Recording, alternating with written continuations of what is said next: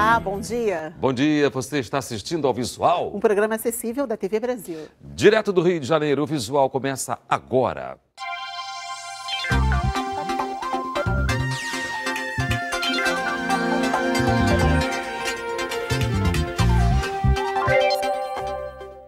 Acompanhe agora a nossa terceira reportagem da série especial Na Contramão do Trânsito. Hoje vamos mostrar opiniões internacionais sobre o tema da mobilidade urbana e também uma solução que surgiu aqui no Brasil.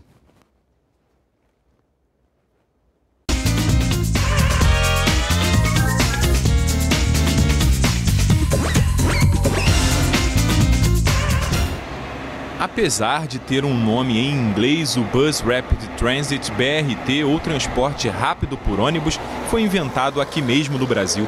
Ele foi criado em 1974 pelo arquiteto e então prefeito da cidade de Curitiba, no Paraná, Jaime Lerner, uma solução brasileira para um problema crônico de quase todas as capitais do mundo. A estrutura da cidade deve ser trabalho, moradia, mobilidade, tudo junto. E nós continuamos a separar as funções da cidade. Como a eficiência no transporte público é a base para a mobilidade urbana, o ex-prefeito de Bogotá, na Colômbia, Henrique Peñalosa, comprou a briga e decidiu ir mais longe. Há uma década e meia atrás, ele implantou o BRT Transmilênio e decidiu priorizar a locomoção de pedestres e ciclistas, ampliando calçadas e criando centenas de quilômetros de ciclovias. Mas reconheceu que não é fácil enfrentar os interesses por trás das estruturas de transporte já existentes. Peñalosa explica que não foi fácil. Porque eles tinham uma espécie como de monopólio. As empresas tinham uma espécie de monopólio do transporte público. Mas sempre que foi possível, esse grupo de empresários acabou se tornando acionista das novas empresas operadoras dos novos sistemas. Sempre que há progresso, sempre que há uma mudança de paradigma técnico, existem aqueles que são prejudicados e aqueles que são beneficiados. Mas é preciso sempre pensar no interesse da maioria. Para o colombiano Ricardo Montezuma, PhD em Urbanismo e Mobilidade pela Escola Nacional de Pontes e Estradas de Paris, a mais antiga do mundo no ramo da engenharia civil, os principais obstáculos para um trânsito mais humano nas grandes cidades ainda são os governantes. Governos que han tomado esto en serio. Montezuma disse que os governantes que levam essa questão a sério não são muitos, se contam nos dedos de uma mão, e que apesar de existirem alguns na América Latina, ainda falta muita vontade e liderança políticas. Mas a bicicleta só é eficiente na cobertura de pequenas e médias distâncias. É por isso que, além de ciclovias, é fundamental garantir que os transportes públicos de alta capacidade tenham bicicletários seguros ou a possibilidade de transportar a bicicleta dentro do modal, como acontece nas barcas que fazem o trajeto entre Rio e Niterói. O vigilante Fernandes trabalha no Rio e mora depois de Niterói.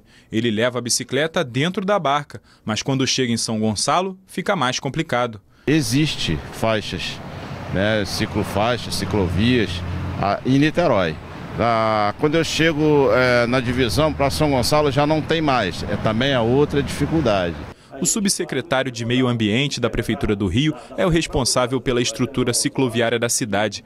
Ele reconhece que o aluguel de bicicletas pelo projeto Bike Rio e os 400 quilômetros de ciclovias já implantados ainda são insuficientes, mas diz que o trabalho avançou muito nos últimos anos. Em 2010, a gente tinha 140 quilômetros de ciclovia, basicamente voltada para o lazer do carioca. Era em volta da Lagoa, na orla de Copacabana, na orla de Ipanema e na orla da Barra da Tijuca. Hoje, com o pensamento da bicicleta como um modal integrador de transporte com o transporte público. Então, nós passamos a fazer ciclofaixas, faixas compartilhadas, todas levando e conectando com o transporte público. Para Daniele Hope, representante de uma instituição sem fins lucrativos que promove o transporte sustentável, o trânsito é um problema crônico nas grandes cidades há bastante tempo.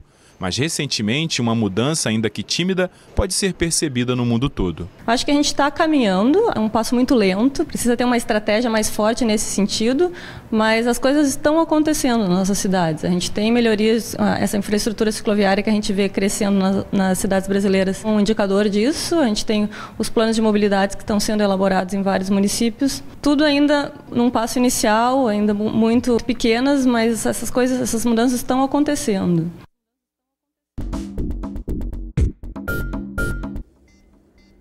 formatura, convidar, acompanhado, sozinho. Então, vamos revisar os sinais? Formatura, convidar, acompanhado, sozinho. A primavera se apresenta de formas diferentes nas diferentes regiões do Brasil. No Piauí é a época da florada dos ipês, Cláudia. A árvore cheia de beleza e encanto. São várias as espécies. As mais comuns têm as flores nas cores amarela, roxa, rosa e branca, que quando dão o ar da graça, espalham beleza e modificam a paisagem. Gostaria de ter um na frente da minha casa. Uma árvore esplêndida, uma árvore que aqui na nossa região ela é muito boa porque dá uma sombra muito boa e acaba ajudando a melhorar a nossa temperatura. A árvore é nativa da América do Sul. Perde todas as folhas e fica coberta pelas flores em cachos.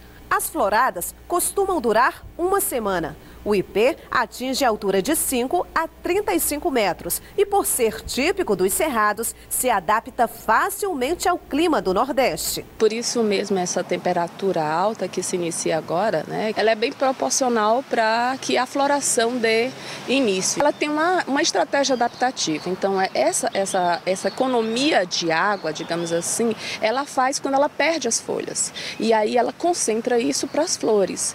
Como é rápida essa época da floração, após a floração, que a gente já vai ter final de setembro para outubro, a gente já vai ter a frutificação, a época dos frutos. Belo e imponente. Tanta beleza explica por que, em 1961, o então presidente Jânio Quadros declarou o ipê amarelo flor nacional. E aqui no Piauí, em pleno calorão, são eles que ajudam a amenizar as altas temperaturas, além de darem um toque especial na decoração da cidade. Segundo a Organização de Cegos do Brasil, mais de 2 milhões de pessoas têm algum tipo de deficiência visual no país. Muitos deles conseguem superar não só as dificuldades do dia a dia, mas também os preconceitos. Atividades como luzes, relaxamento, percepção corporal, cores e até escrita em braille. Assim é a rotina do Dayton na AFAM, a Associação Feminina de Amparo ao Deficiente Visual. Ele frequenta o espaço 2 vezes por semana e agora aprende a se locomover com a bengala.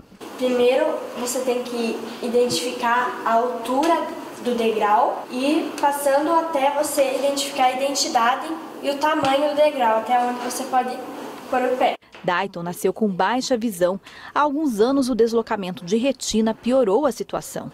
O adolescente teve dificuldade para aceitar a mudança, mas agora está focado em adquirir autonomia. Meus planos são estudar, entrar numa boa faculdade e futuramente ser uma pessoa importante para a sociedade. A ONG atende desde recém-nascidos até idosos. Não há limite de idade.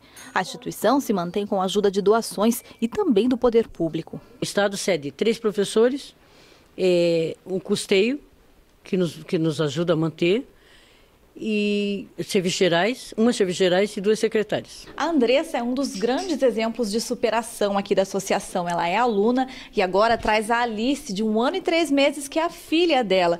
Andressa, na verdade, a Alice que te estimulou a buscar esse estímulo visual também. Exatamente. Eu gostaria de fazer um estímulo visual para poder cuidar melhor dela, Queria enxergar melhor para poder cuidar melhor dela. Andressa tem baixa visão desde o nascimento, mas nunca havia procurado estimular o sentido.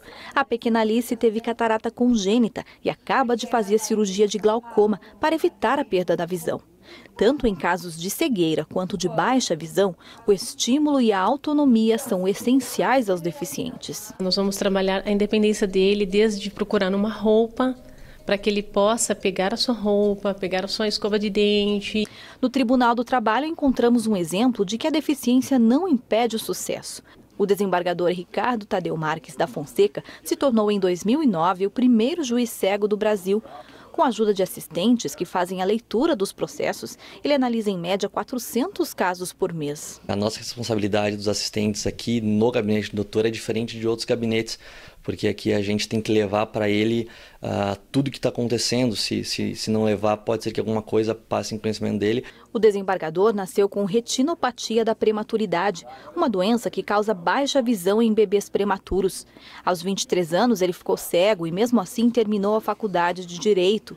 Ingressou no Ministério Público do Trabalho como promotor e depois procurador, trilhando uma carreira notória no judiciário. A deficiência, segundo a Convenção da ONU, está na sociedade, que não dá a pessoas com atributos qualificados pela própria Convenção, como limitações físicas, mentais, intelectuais ou sensoriais, os caminhos para exercer a sua cidadania. Então, ser cego é um atributo meu, uma condição minha, não deficiência, não incapacidade.